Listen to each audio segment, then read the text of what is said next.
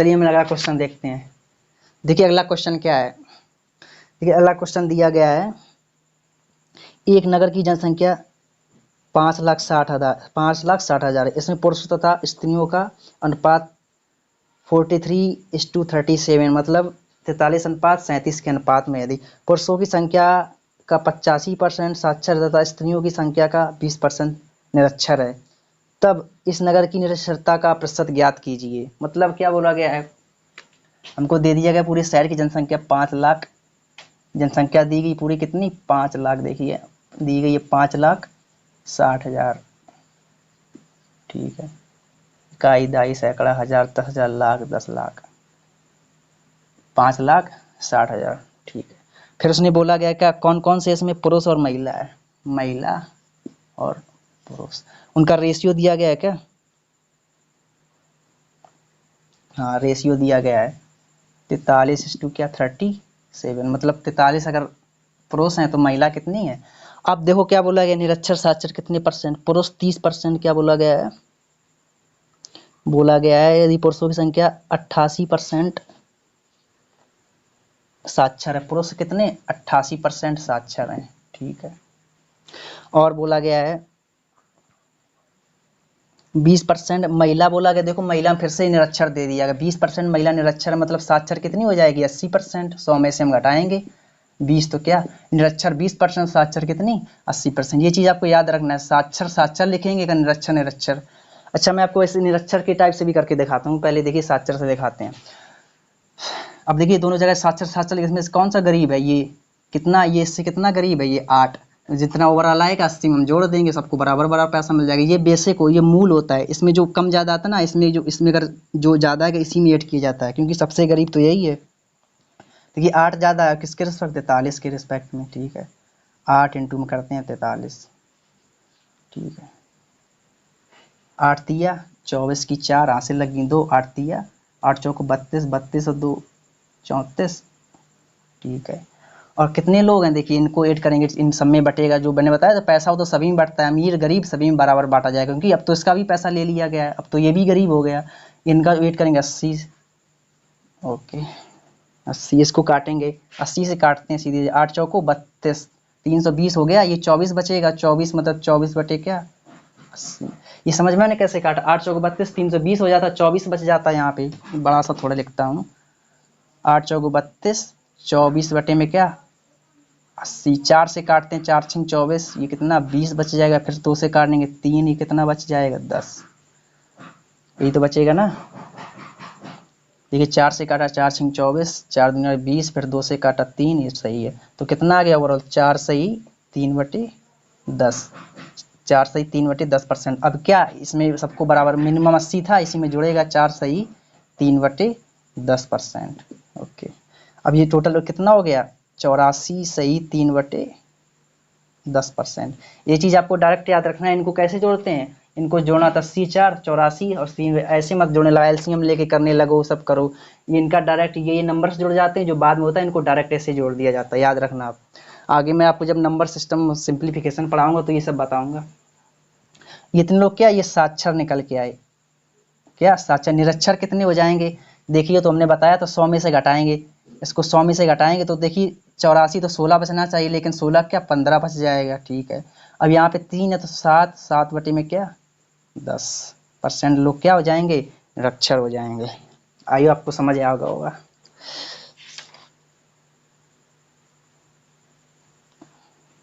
ठीक है यही आंसर है, इसको ऐसे भी लिख सकते हैं 7/10 को क्या 15.7%। अच्छा अभी हमने आपको बताया था कि हम आपको निरक्षर से भी करके दिखाएंगे, देखिए निरक्षर से भी करके दिखाते हैं। आपको डाउट नहीं होना चाहिए कि हाँ आपको रटना नहीं है एग्जाम, मैंने फिर से बोल रहा हूँ रटना नहीं। अच्छा और वीडियो पसंद आए तो लाइक शेयर सब्सक्राइब जरूर कीजिएगा और शेयर भी कीजिएगा। देखिए हम निरक्षर से आपको करके दिखाते हैं। रेशियो तो यही 43:C है, ओके ठीक है, ये तो आपने कर ही लिया, आंसर आ गया। देखिए अगर देखिए निरक्षर से लेके करते हैं, उसने बोला क्या 80% पुरुष साक्षर की और निरक्षर दोनों लेके करते हैं, तो निरक्षर कितना हो जाएगा, पुरुष 80% साक्षर हैं, और ये 80 नहीं था कितना था 88 था शायद, 88% पुरुष साक्षर थे ना, तो मतलब साक्षर तो निरक्षर कितने हो जाएंगे 12। ये महिलाएं कितनी थी, महिलाएं थी महिलाएं आपकी थी ये 20% निरक्षर, ठीक है। अब की बार कौन सा गरीब है, ये गरीब है, ये है क्या, ये पैसा है इसके पास, ठीक है। तो मतलब कितना पैसा ज़्यादा है इसके पास, 8 ज़्यादा है, किसके रिस्पेक्ट में, 37 के। मल्टीप्लाई कीजिए, 8 सत्ते 56 की 6, यहाँ से लगेगी कितनी 5, 8 दिए 24, 5 29, बटे में क्या 80, बटेगा तो सभी में, ठीक है। काटो इसको, 8 तिया 24, 800 को 32 ज़्यादा हो जाएगा, 8 तिया 24, मतलब 240 हो गया ना 240 हो गया, तो ये कितना बच गया 56, 56 बटे क्या 80, इसको काटते हैं 4 से, 14 चौको 56, और ये 20, फिर इसको काटते हैं, कितना बचेगा 7 बटे में क्या 10, तो कितना ओवरऑल आ गया 3 सही 7 बटे 10%। अब इसमें क्या गरीब वाला इसी में तो जोड़ते ना, तो 12 सही 12 में क्या 3 सही 7 बटे 10 जोड़ेंगे तो ये क्या आ जाएगा 15 सही 7 बटे 10, या फिर क्या 15.7%। देखिए आप कैसे भी लगाइए, रटने की आपको ज़रूरत नहीं है, ये मैं आपको बता रहा हूँ, आप वहाँ पे जाएंगे डायरेक्ट इन क्वेश्चनों को आसानी से कर सकते हैं। देखिए चाहे साक्षर साक्षर लेके करिए, निरक्षर आंसर क्या सेम ही आएगा। आया आपको समझ में आ गया होगा।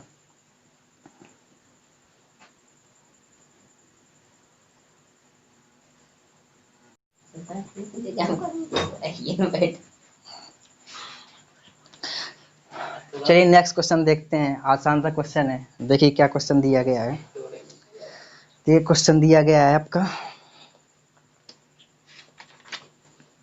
क्वेश्चन आसान लेकिन वो उसका क्या बोलते हैं, कॉन्सेप्ट अच्छा है इसलिए बता रहा हूँ, कॉन्सेप्ट समझ लीजिएगा, आगे वो डेटा जब उसका आपका लेंदी रहेगा उसमें आपको वो काम आएगा। देखिए क्वेश्चन दिया गया है क्या, एक व्यक्ति अपनी आय का 4% एक अनाथालय को दान कर देता है तथा शेष आय का 10% बैंक में जमा कर देता है। यदि उसके पास 10,800 रुपये बचे तो उसकी मासिक आय कितनी है। सक्सेसिव केस, देखिए सक्सेसिव केस का क्या मतलब होता है, सक्सेसिव केस का मतलब होता है लगातार, मतलब लगातार का मतलब ये, जैसे मैं बोल दूं कि मेरे पास 100 रुपये थे, ठीक है, मेरे पास, पहले कॉन्सेप्ट एक बार देख लीजिए, मेरे पास 100 रुपये थे, ठीक है, मैं बोलूँ मैंने इसका 10% क्या कर दिया, 10% दान कर दिया, मतलब खाने पे खर्च कर दिया, तो कितना बच गया 90% बच गया, ठीक है। फिर से मैं बोलूँ मैंने जो बचा इसका 10%, जो बचा शेष, इस शेष का 10% कपड़े खरीद लिए, 10%, फिर से कितना बच गया 90% बच गया। फिर मैं बोलूँ फिर मैंने 20% क्या 20% की अतिरिक्त कुछ खरीदारी कर दी, भाड़े पे जो खर्च कर लिया, तो कितना अब 80% बचा। फिर बोल दिया जो उसकी वैल्यू इतनी दे दी गई है, जो भी दे दी गई है, तो फिर पूछ दिया जाए इसका मान बताइए, तो यहाँ से मैं x का मान क्या सॉल्व करके निकाल सकते हैं। ये क्या होता है सक्सीसिव केस होता है, एक से दूसरे शेष का फिर से क्या होता है सक्सीसिव।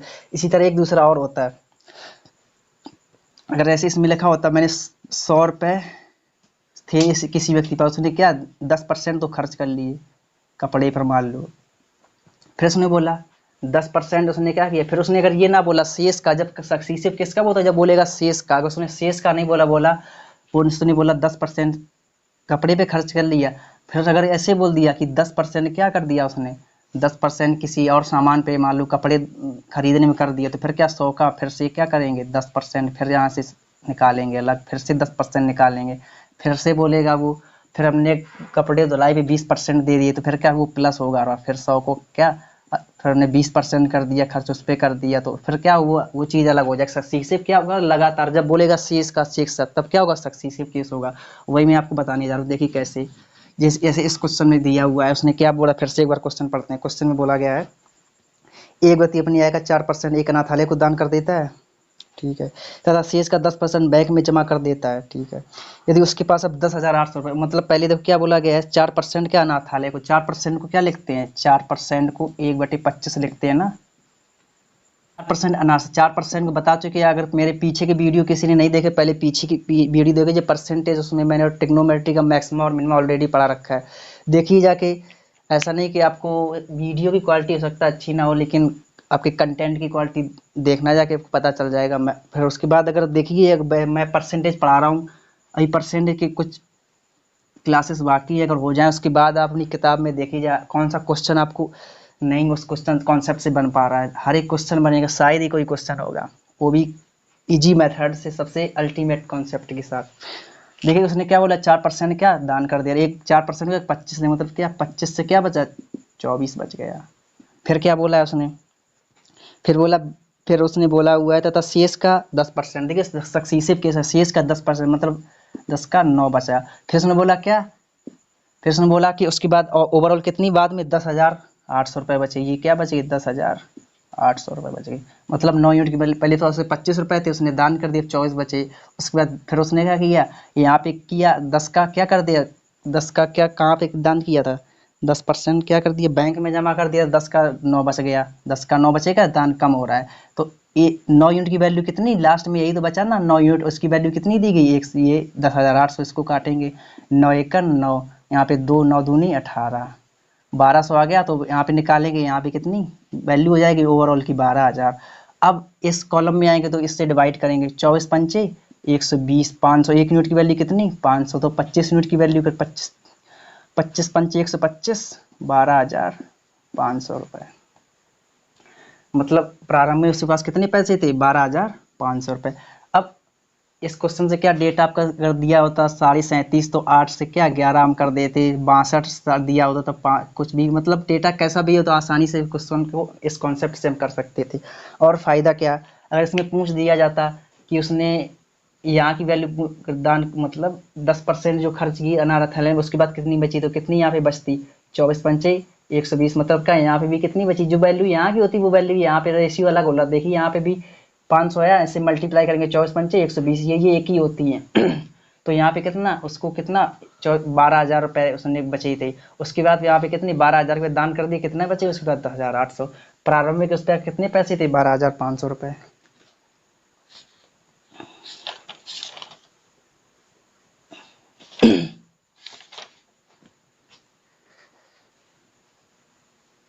पर क्या प्रभाव पड़ेगा, मतलब ये किसी व्रत है, कोई सर्कल है, इसमें इसकी रेडियस है 50, इसमें क्या 50% की क्या हो रही है वृद्धि, इंक्रीमेंट। तो क्षेत्रफल पे क्या, क्षेत्रफल क्या होता है, ये इस पे क्या प्रभाव पड़ेगा, हमने आपको बता रखा है ये। तो क्षेत्रफल वृत्त का क्या होता है, वी क्षेत्रफल सॉरी ए बराबर क्या होता है, पाई आर स्क्वायर। ये तो पाई कांस्टेंट है, कोई भी चाहे सर्कल इतना हो चाहे इतना, तो सबके लिए कांस्टेंट है 22/7। तो ए डिपेंड कर रहा है किस पे, आर स्क्वायर पे। तो ए इस पे डिपेंड कर रहा है, तो ठीक है, इसकी रेडियस क्या हो रही है, देखिए ये इसकी क्या है, इस पे डिपेंड कर, जितना परसेंट ये अनुक्रमण पाती है, कॉन्सेप्ट में ऑलरेडी आपको बता चुका हूँ। तो जितना परसेंट इसमें, उसी के रिस्पेक्ट में क्या ये बढ़ रहा है। तो इसकी रेडियस में कितना 50% की वृद्धि, 50 को क्या लिखते हैं 2, 2 से कितनी हो रही है 3, ये कितना हो रहा है फिर से 2, 2 से क्या 3। 2 बार हमने क्यों लिखा, 2 बार इसलिए लिखा कि स्क्वायर है, एक बार होता अगर इसकी क्या में ये दिए होती, जैसे कि अगर हमसे कह दिया जाता कि वृत्त की त्रिज्या में 50% की वृद्धि हो तो उसके परिमाप में क्या होता, तो हम क्या 2 से 3, परिमाप में 50% की वृद्धि होती, लेकिन क्षेत्र फिर तो आर स्क्वायर 2 बार 2 से 3, फिर 2 से 3, तो रिजल्ट क्या 2 दूनी 4, रेशो 3 दूनी 3 तरका 9, मतलब कितना बढ़ गया 4 से कितना बढ़ गया 5 बढ़ रहा है। तो परसेंटेज निकालेंगे क्या, 5 बढ़ गया किसके रिस्पेक्ट में, 4 के रिस्पेक्ट में, इंटू क्या करेंगे 100, ये कितना हो जाए 25, 25 पंचे 125, मतलब उसका क्या क्षेत्रफल पहले से कितना बढ़ जाएगा 125% ज्यादा हो जाएगा, उसका क्षेत्रफल कितना हो जाएगा 125% ज्यादा हो जाएगा।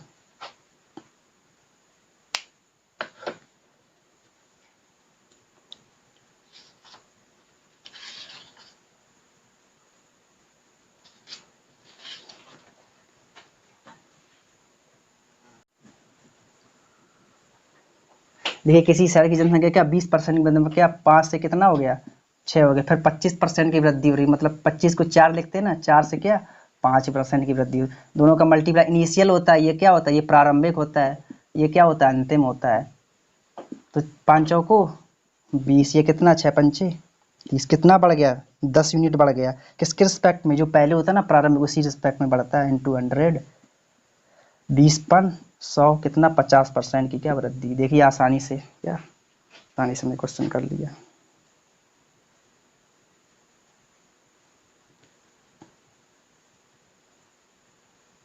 सॉरी क्वेश्चन ये नहीं था, क्वेश्चन तो हम दूसरों कराए।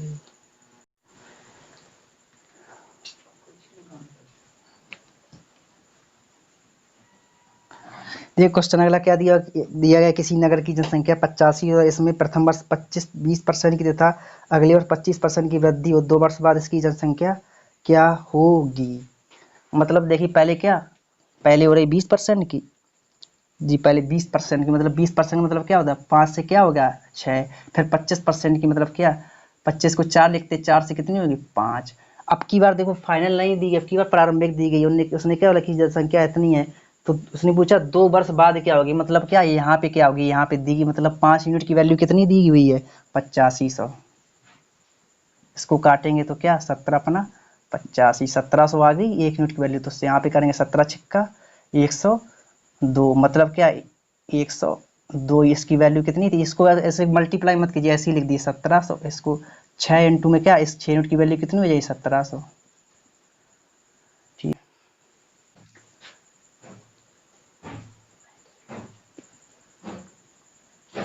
ठीक है, तो यहाँ पे मल्टीप्लाई कर लीजिए, ठीक है कर लीजिए कोई दिक्कत नहीं। देखिए 17 17 छिक्का 102 हो जाएगा ना, यहाँ पे 102 यूनिट होगी। ठीक, अब यहाँ से हम इस यूनिट के इसी कॉलम में जाएंगे तो 4 से डिवाइड करेंगे, 4 दूनी 8, ठीक है कितना बच गया 2 बच गया, 4 पंचे 20, फिर से 2 बच गया, 4 पंचे 20, 2250 आ गया। 2250 में क्या 1 यूनिट की वैल्यू यहाँ से दूसरे कॉलम में कितनी आई 2550 आ गई, तो 5 यूनिट की वैल्यू कैसे निकालेंगे, तो 2550 इंटू 5, तो 5 पचम 25 की 5 हाथ से लग गया, 2 पचम 25 2 27, 5 दूनी 10 2 12, मतलब 17,000 कितना आ गया 17,750। 2 वर्ष बाद कितनी जनसंख्या हो जाएगी 17,750,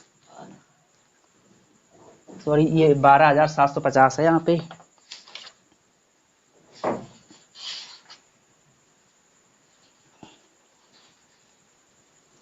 ठीक है, एक बार फिर से देखिए, पहले क्या बोला 20% की, 20% मतलब 5 5 से क्या 6, फिर उसने बोला 25% की मतलब 4 से क्या 5 हो गया।